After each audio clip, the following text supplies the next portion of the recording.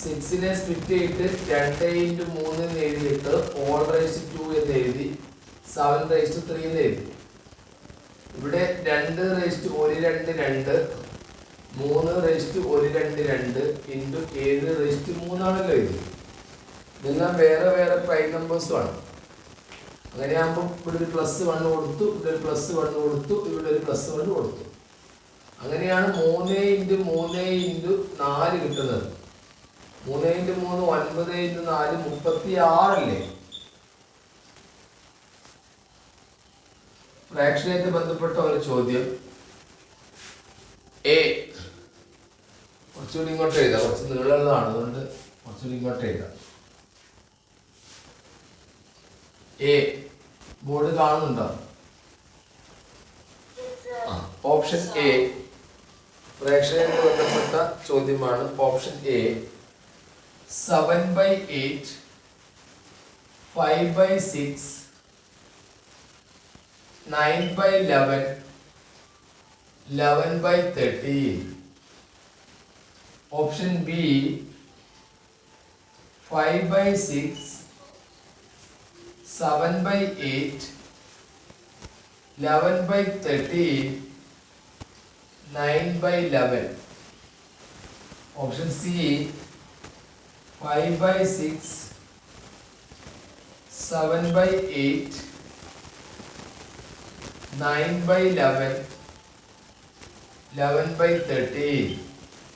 Option D 7/8 11/13 5/6 9/11. എന്തായിരിക്കും ഞാൻ ഉദ്ദേശിച്ച ചോദ്യം?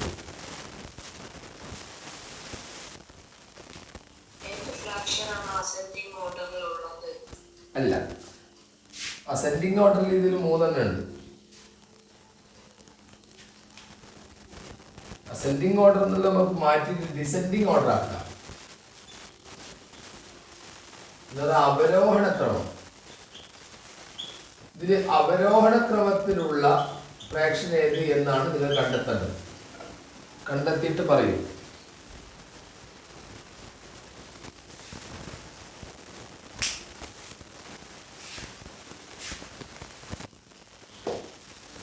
എന്ന് പറഞ്ഞാൽ വലുതെന്ന് ചെറുതിലേക്ക് പോകുന്നത് ആരൊക്കെയാണ്?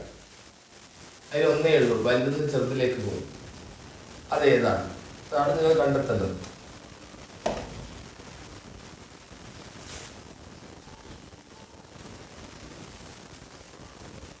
ആൻസർ കിട്ടിയോ? ഇത് വലുതെന്ന് ചെറുതിലേക്ക് പോകുന്നത് ഏതാണ്? സുസമ്മിലെ എന്താ സ്ഥിതി? നോക്കുന്നുണ്ട്. അൽഫ എന്താണ് സ്ഥിതി? ബി ആണോ? എനിക്കറിയില്ല, നോക്ക്. ഇത് എങ്ങനെയാ കണ്ടെത്തുക? എങ്ങനെയാണ് ഇത് ചെറുതും വലുതും കണ്ടെത്തുക? ഓപ്ഷൻ ഡി ആണ് ശരി. അതെങ്ങനെ കണ്ടെത്തുന്ന നോക്കിക്കോളൂ. ഒന്ന് ക്രോസ് മൾട്ടിപ്പിൾ ചെയ്താൽ മതി. ഈ 13നെ 7 കൊണ്ട് ഗുണിച്ചാൽ എത്രയാണ്? അൽഫ 91. ഇവിടെ 8നെ 11 കൊണ്ട് ഗുണിച്ചാൽ എത്രയാണ്? 88. 91 88ആയി. ഇനി നമുക്ക് 13നെ 5 കൊണ്ട് ഗുണിച്ചാൽ എത്രയാണ്?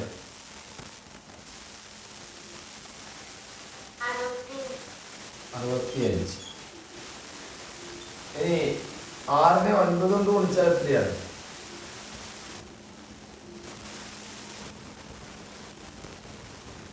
54. ഈ 91 88 65 54 ഏത് ഓർഡറിലാണ്? Descending order. അപ്പം ഓപ്ഷൻ ഡി ആണ് ശരി. അല്ലാത്തവ നിങ്ങൾക്ക് കിട്ടുന്നോ നിങ്ങൾ നോക്കൂ.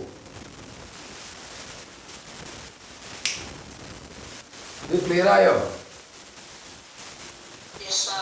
ക്ലിയർ ആയിട്ടുണ്ട്. മറ്റുള്ളവ ഒന്ന് ചെക്ക് ചെയ്ത് നോക്കൂ ഏത് ഓർഡറിലാണ് ഉള്ളതെന്നുള്ളത്. ഈ ഇതിനൊക്കെ എളുപ്പമാർഗം ക്രോസ് മൾട്ടിപ്പിൾ ചെയ്യലാണ്. ശരി, അടുത്ത ചോദ്യത്തിലേക്ക് പോകാം. നമുക്കിങ്ങനെ ഇടക്ക് രാവിലെ ഇത്തരം ചോദ്യങ്ങളൊന്ന് പരിചയപ്പെടുത്തുന്നത് നല്ലതാണ്. ഏതായാലും 20-ാം തീയതി പരീക്ഷ, ഇനി കുറഞ്ഞ ദിവസമേ ഉള്ളൂ. അതുകൊണ്ട് പറ്റുമെങ്കിൽ രാവിലെ എഴുന്നേറ്റ് ഒരു 5:15 നോക്കിയാൽ മതി. ഞാൻ എന്തായാലും ഓൺലൈൻ ഉണ്ടാവും. നിങ്ങൾ കുറഞ്ഞ കുട്ടികളല്ലേ ഉള്ളൂ.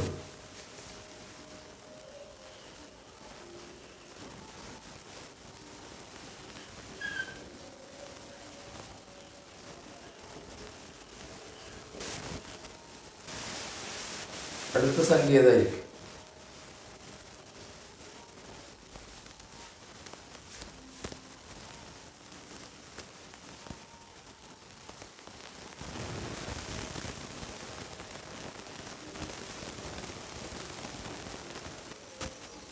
അതെങ്ങനെയാ കിട്ടുന്ന പോലെ?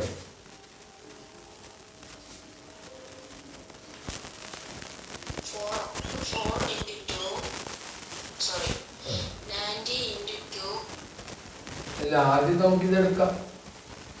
4നെ ഇരട്ടിയാക്കുക. 8. 8ൻ്റെ കൂടെ 1 കൂട്ടിയാൽ 9. 9നെ ഇരട്ടിയാക്കുക. 18. 8-നോട് 2 കൂട്ടിയിട്ട് 20. 20നെ ഇരട്ടിയാക്കുക. 40. 40-നോട് 3 കൂട്ടേണ്ടി വരും. 1 കൂട്ടി 2 കൂട്ടി 3 കൂട്ടി 43. അതാണ് ഇവിടെ. 43നെ ഇരട്ടിയാക്കി 56. അതിനോട് എത്ര കൂട്ടിണ്ട്? 4 കൂട്ടി.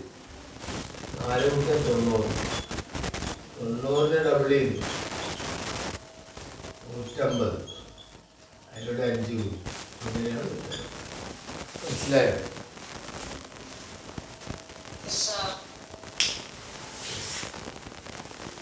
ഡെസിമലായിട്ട് ബന്ധപ്പെട്ടൊരു ചോദ്യം നിങ്ങളോട് ചോദിക്കാം സാർ. ഡെസിമലായിട്ട് മറ്റുള്ള കുട്ടികളൊക്കെ ഒന്ന് പേര് പറഞ്ഞ മുസഫിന്റെ പോയോ? 99. The product of two consecutive odd numbers. അടുത്തടുത്ത കോൺസിക്യൂട്ടീവ്, അടുത്തടുത്ത 2 ഓഡ് നമ്പേഴ്സ് തമ്മിൽ ഗുണിച്ചിട്ടാണ് ഇത് കിട്ടിയത്. The product of two consecutive odd number is this one. എങ്കിൽ what is their sum?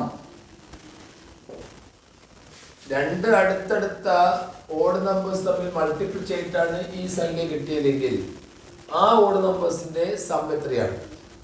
Comment ചെയ്തോളൂ.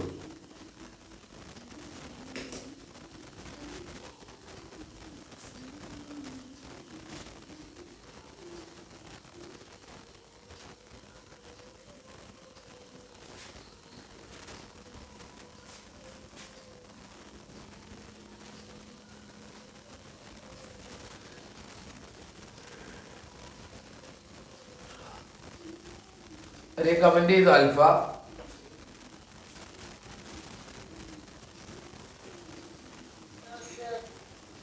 മുസമ്മിലെ കിട്ടിയോ? മുസമ്മില് അതിന് ബേജാറാവണ്ട. ഇതിൻ്റെ കൂടെ 1 കൂട്ടുക. 1 കൂട്ടിയാൽ എത്ര കിട്ടും അറിയാം മുസമ്മിലെ? 90,000. ഈ 90,000 4 പൂജ്യമുണ്ട്. അത് 2 പൂജ്യം എടുക്കുക. 9ന്റെ സ്ക്വയർ റൂട്ട് കാണുക 300. അപ്പൊ 300നെ 300 കൊണ്ട് ഗുണിച്ചിട്ടാണ് 90,000 കിട്ടിയതെന്ന് മനസ്സിലായി. ഇനി നിങ്ങളോടുള്ള ചോദ്യം, ആ 2 ഓഡ് നമ്പേഴ്സിന്റെ തുക എത്രയാണ്? അത് 300ന്റെ ഇരട്ടിയായിരിക്കും 600. 300ന്റെ ഇരട്ടിയായിരിക്കും. അപ്പൊ ഇത് വലിയ സംഖ്യ ആയതുകൊണ്ട് അങ്ങനെ തിരിയാത്തത്. മുസമ്മിൽ നമുക്ക് 2 ചെറിയ സംഖ്യ എടുത്തു. 3 കഴിഞ്ഞാൽ അടുത്ത ഓഡ് നമ്പർ ഏതാ മുസമ്മില്? 3ന് 5 കൊണ്ട് ഗുണിച്ചാൽ എത്രയാ മുസമ്മില്? 15. അവർ അടുത്തടുത്ത രണ്ട് ഓഡ് നമ്പേഴ്സിന്റെ പ്രൊഡക്റ്റ്, ആ പ്രൊഡക്റ്റ് 15 ആണെങ്കിൽ ആ ഓഡ് നമ്പേഴ്സിന്റെ സം എത്ര എന്ന് വെച്ചാൽ 5 3 8 ആണ്. ഈ 15 8ലേക്ക് കയറൽ ആയിക്കോടെ ഇതിനോട് ഒന്നങ്ങ് കൂട്ടുക, അപ്പൊ നമുക്ക് 16 കിട്ടും. ആ 16ന്റെ സ്ക്വയർ റൂട്ടായ 4 എടുക്കുക. 4 ആയിരിക്കും ഇതിന്റെ മിഡിലെ നമ്പർ. 5ഉം 3ഉം കൂട്ടിയ തുല്യമാണ് 4ന്റെ ഇരട്ടിക്കാണെങ്കിൽ. അപ്പൊ നിങ്ങൾ 4ന്ന് ആ ഓഡ് നമ്പറിലേക്ക് 1 കുറയ്ക്കുന്നു, അടുത്ത ഓഡ് നമ്പറിലേക്ക് 1 കൂട്ടുന്നു. എന്നിട്ട് 3 5 കൂടി കൂട്ടിയിട്ട് 8 കാണാൻ പോകണ്ട. പകരം ഈ റൂട്ടായ 4ന്റെ ഇരട്ടി അങ്ങോട്ട് എടുത്താൽ മതി. അത് 8 ആണ്. മനസ്സിലായോ മുസമിലെ? ഇനി വേറൊരു ചോദ്യം എടുക്കുക, എന്നാ വേഗം മനസ്സിലാവും. അടുത്ത ചോദ്യം എന്ന് പറഞ്ഞാല് രണ്ട് ഓഡ് നമ്പേഴ്സ് അടുത്തടുത്ത് തമ്മിൽ കൊളിച്ചിട്ട് എനിക്ക് കിട്ടിയത് 399 ആണ്. ചെയ്ത് നോക്കാതെ നിങ്ങൾക്ക് പറയാൻ പറ്റുമോ ആ ഓഡ് നമ്പർ ഏതായിരിക്കും? ആ ഓഡ് നമ്പേഴ്സ് ഏതൊക്കെയാന്ന് പറയാൻ പറ്റുമോ ചെയ്ത് നോക്കാതെ? 19 21. ഒരു പണിയില്ല. ഇതിനോട് ഒന്നങ്ങ് കൂട്ടുക 400. ആ 400ന്റെ സ്ക്വയർ റൂട്ട് ആക്കി ഇതിന്റെ മിഡിൽ നമ്പർ. ഇപ്പുറത്താള് 19, അപ്പുറത്താള് 21. ഇനി ചിലപ്പോ ഇതിന്റെ സമ്മ ചോദിച്ചാല് 20ന്റെ ഇരട്ടിയൊക്കെ എടുക്കുക 40. 19 21 കൂടി കൂട്ടിയാൽ 40 തന്നെയാണ്. മുസമ്മിലെ മനസ്സിലായോ? യെസ്. മറ്റു കുട്ടികൾക്കോ? യെസ്. ഇത് ഓഡ് നമ്പേഴ്സിന് ഈവൻ നമ്പേഴ്സിനൊക്കെ ബാധകമാണ് കേട്ടോ. ഓഡ് നമ്പേഴ്സ് ഈവൻ നമ്പേഴ്സ് ഒക്കെ ബാധകം. നിങ്ങളോട് വേറെ സാധ്യത ഉണ്ടെന്നാല് ഈ 100നും 300ന്റെ ഇടയിൽ 3 കൊണ്ട് ശേഷം ഭരിക്കാൻ പറ്റുന്ന എത്ര സംഖ്യ ഉണ്ട് ഇതൊക്കെ ഇങ്ങനെ ഇടയ്ക്കിടയ്ക്ക് ചോദിക്കുന്നതാണ്. പിന്നെ മൾട്ടിപ്പിൾ ആയിട്ട് ബന്ധപ്പെട്ട് 9 ബന്ധപ്പെട്ട് ചില ചോദ്യങ്ങൾ വരും. 9 രണ്ടക്ക സംഖ്യയിൽ 9 അവസാനിച്ചുണ്ടാകുന്ന പ്രത്യേകത ആയിക്കോട്ടെ. ഇപ്പൊ 39 9 3 9 കൂടി കൂട്ടിയാൽ 12 ആണ്. 3 9 കൊണ്ട് കുടിച്ചാലോ 3 27 ആണ്. 12 27 വീണ്ടും കൂട്ടിയാലോ 39 ആണ്. ഇന്നെങ്ങനെ ആ ചോദ്യം ഉണ്ടാക്കാൻ അറിയോ? രണ്ടക്ക സംഖ്യ അവയുടെ തുകയും അവയുടെ ഗുണനഫലവും തമ്മിൽ കൂട്ടിയിട്ട് ആദ്യത്തെ രണ്ടക്ക സംഖ്യയിലേക്ക് തന്നെ തിരിച്ചു വരുന്നു എങ്കിൽ അവയുടെ ഒറ്റയുടെ സ്ഥാനത്ത് അക്കം എത്ര? 9ൽ അവസാനിക്കുന്ന ഏതൊരു രണ്ടക്ക സംഖ്യകൾ എടുത്തു നോക്കിയാലും ഇതിന്റെ ഫലം 4 × 9 49 എഴുതിയിട്ട് 49ലേക്ക് തിരിച്ചു വരുന്ന നോക്കിക്കോളൂ. 4 × 9 36. 4 9 കൂടി കൂട്ടിയ 13. 36 13 കൂട്ടിയ 49ലേക്ക് തിരിച്ചു വരികയാണ്. അവരെങ്ങനെ ചോദ്യം ഉണ്ടാക്കുക? ഒരു രണ്ടക്ക സംഖ്യ, ആ രണ്ടക്ക സംഖ്യയുടെ ഗുണനഫലവും ആ രണ്ടക്ക സംഖ്യയുടെ അക്കങ്ങളുടെ തുകയും തമ്മിൽ കൂട്ടിയപ്പോൾ ആദ്യത്തെ രണ്ടക്ക സംഖ്യയിലേക്ക് തന്നെ തിരിച്ചു വരുന്നു എങ്കിൽ ആ രണ്ടക്ക സംഖ്യയുടെ ഒറ്റയുടെ സ്ഥാനത്ത് അക്കം എത്ര? അത് എപ്പോഴും 9 തന്നെ ആയിരിക്കും. 9ന് അവസാനിക്കുന്നതിന് മാത്രമേ ഈ പ്രത്യേകതയുള്ളൂ. മുസമ്മിലിന് മനസ്സിലായോ? മുസമ്മിൽ പോയോ? ഹലോ, കേൾക്കാമോ? എത്ര കുട്ടികൾ ഇന്ന് ഇതിലുണ്ട് ഈ ഗ്രൂപ്പില്? അൽഫ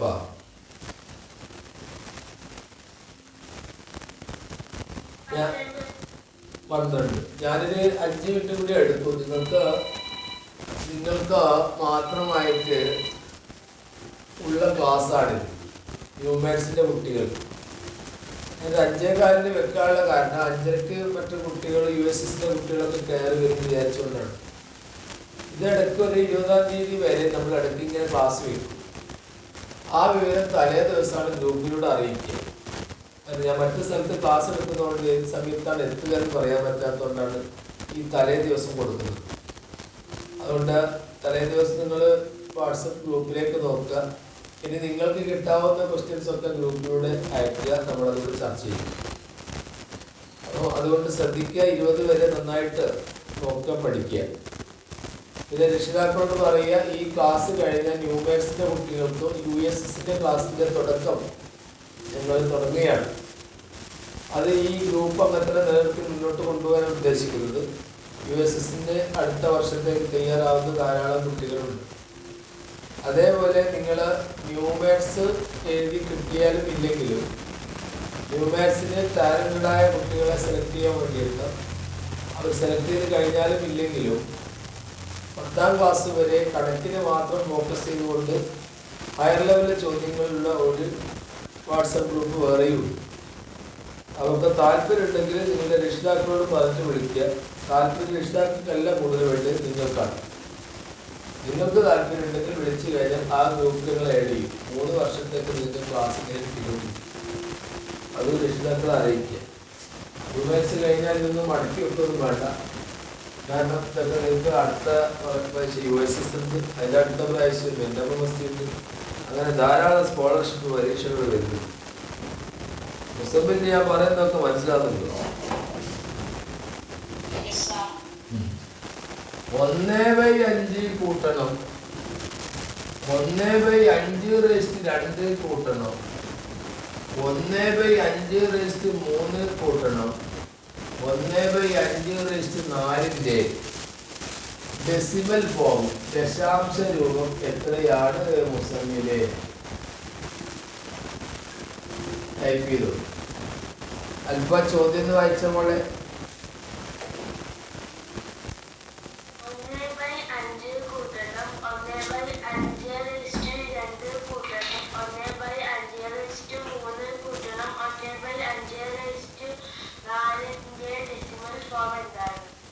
എന്താ കണ്ടുപിടി?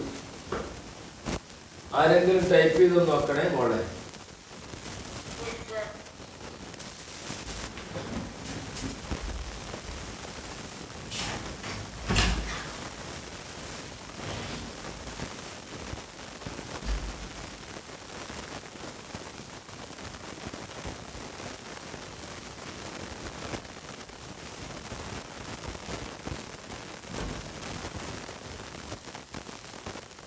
മുസമ്മിലെ കിട്ടിയാനെ എത്രയാനെ?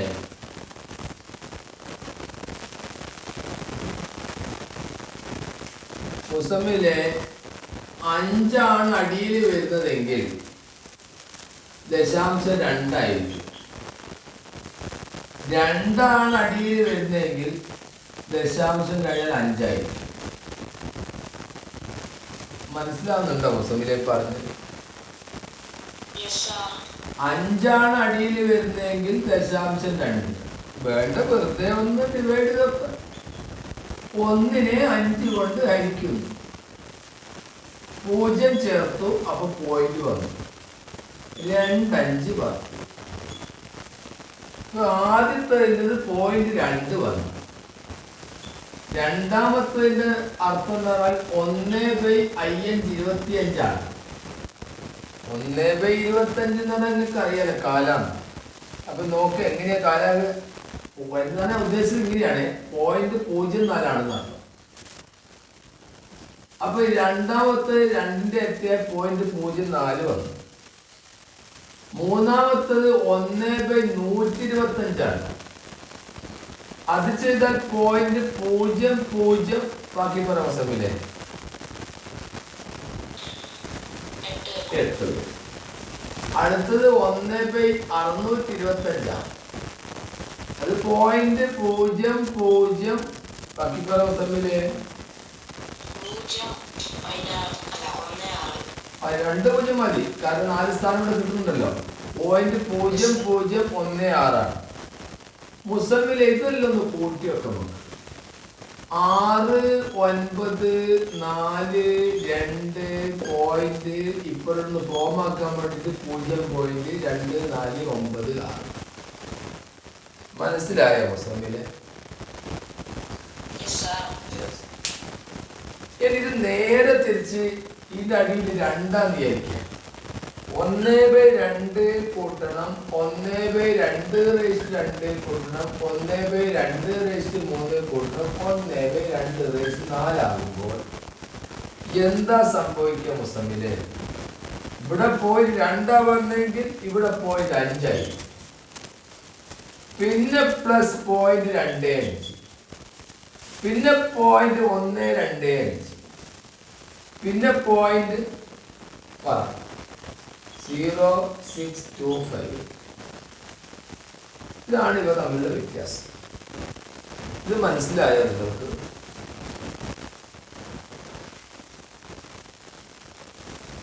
മനസ്സിലാകാത്തവരുണ്ടെങ്കിൽ പറയാം. ഹലോ, എന്താ ആരൊന്നും മിണ്ടാത്തത്? മറ്റുള്ള കുട്ടികൾ എന്താ അനങ്ങാത്തത്? മനസ്സിലായിട്ടുണ്ട്. ഓ ഓ ഓ ഓ ശരി, അടുത്ത ഒരു ചോദ്യം നോക്കാം. നിങ്ങളുടെ ചോദ്യത്തിന്റെ ഒരു ഘടന വെച്ച് നോക്കുമ്പോൾ നിങ്ങൾക്ക് NMMSലൊക്കെ വന്ന സാറ്റിലെ ചോദ്യ പേപ്പറിലുള്ള നിങ്ങളുടെ ടോപ്പിക്കായിട്ട് ബന്ധപ്പെട്ട സാധനങ്ങൾ എടുത്ത് പഠിക്കുന്നത് നല്ലതാണെന്ന് എനിക്ക് തോന്നുന്നു. കാരണം ന്യൂമാത്സിന്റെ ചോദ്യങ്ങൾ അങ്ങ് എവിടുന്ന് എടുക്കാമായിരിക്കും.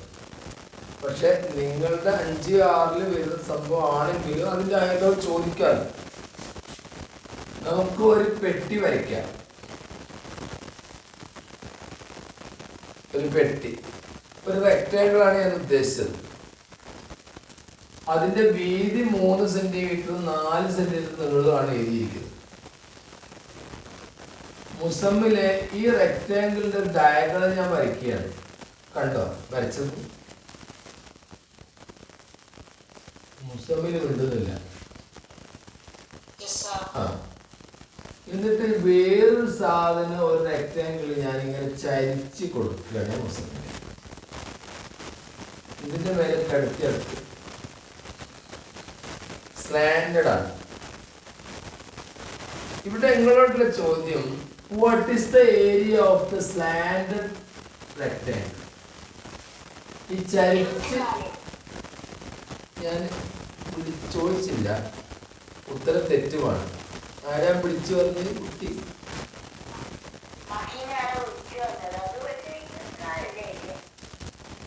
ആയിട്ടില്ല, വിളിച്ചറിയാനായിട്ടില്ല. 24 അല്ല, നമുക്ക് നോക്കാം എത്രയാ വരികയെന്നുള്ളത്. എനിക്കെങ്ങനെയാ 24 കിട്ടുന്നത്?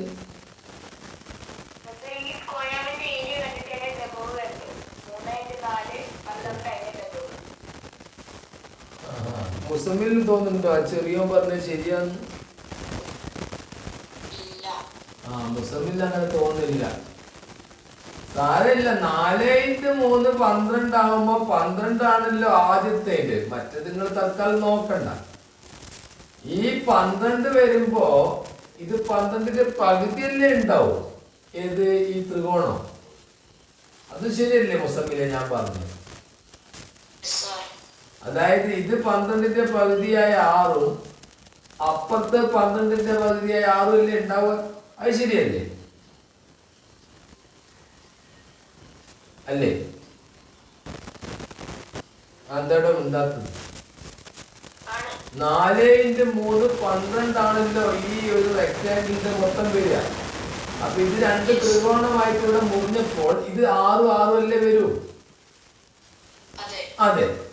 നമ്മളൊരു കാര്യം ചെയ്യാം, ഈ 6നെ തൽക്കാലം പോട്ടെ. ഇവിടുത്തെ ഈ 6നെ എടുത്തിട്ട് ഈ കൈ ഇവിടെ ഇങ്ങനെ മറിച്ചട പിടിക്കുക. ഇവിടെ ഇത് 6 ആണെന്ന് മനസ്സിലായി. ഏത്? ഈ ഒരു ട്രയാങ്കിൾ 6 ആണ്. അങ്ങനെയാണെങ്കിൽ ഇവിടുന്ന് നമ്മൾ ഇങ്ങനെ കുത്തനൊരു വര വരയ്ക്കുക. നിൽക്കോളെ, ഇപ്പൊ ഞാൻ നേരത്തെ അളവെടുക്കുന്നത് വരച്ചോണ്ടാണ്. അങ്ങനെ വരച്ചു കഴിഞ്ഞാൽ ഇത് രണ്ടും തുല്യാണ്, ഇത് രണ്ടും തുല്യാണ്. അപ്പം 6 ഇവിടെ കിട്ടിയിട്ട് അതിനെ ഭാഗിച്ചപ്പോൾ ഇത് രണ്ടും തുല്യമായും ഇത് രണ്ടും തുല്യമാകുകയാണെങ്കിൽ ഇത് മൊത്തത്തിലായിരിക്കും മുസമ്മില് 12 ആയിരിക്കും. 12 ആണ് ശരി. 3x4 ഈ ഒരു മാത്രം ആദ്യം വരച്ച നേരെ വരച്ചിരിക്കുന്ന റെക്ടാങ്കിളിന്റെ ഏരിയ 12 ആണെന്ന് മനസ്സിലായോ?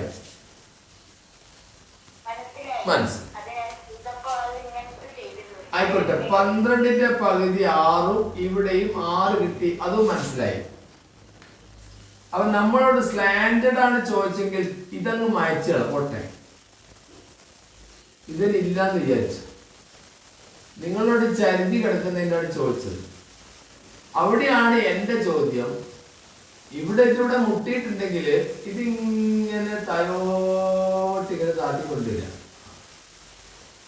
അപ്പൊ നിങ്ങൾക്ക് 2 തുല്യമായ ട്രയാങ്കിൾ കിട്ടും.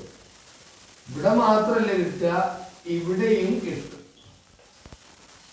അപ്പൊ നിങ്ങളോട് ഞാൻ പറഞ്ഞത് ഇത് ആദ്യം ഒന്നിച്ച് 6 ആയിരുന്നെങ്കിൽ ഇതുപോലൊരു കഷ്ടം ഇവിടെയുണ്ട്, ഇതുപോലൊരു കഷ്ടം ഇവിടെയുണ്ട്. അങ്ങനെയാണ്ട് ഇത് മൊത്തം എത്രയാ Mahindra Upesh? 12.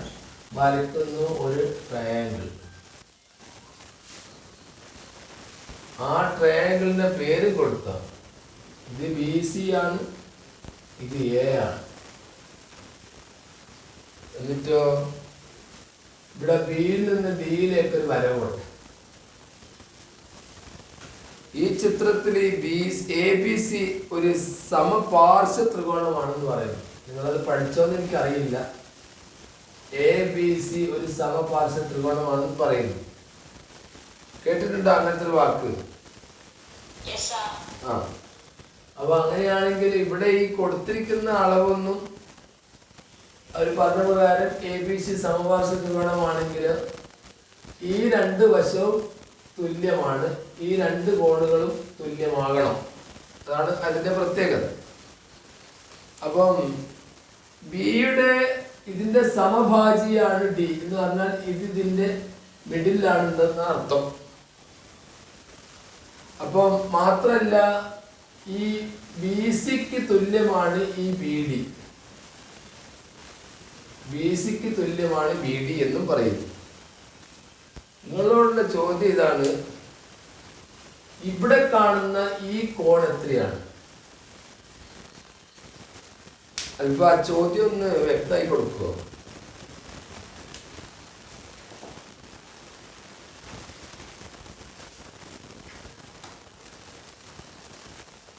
In the figure, ABC is an isosceles triangle. അത് ഐസോസിലസ് ട്രയാങ്കിൾ ആണ്.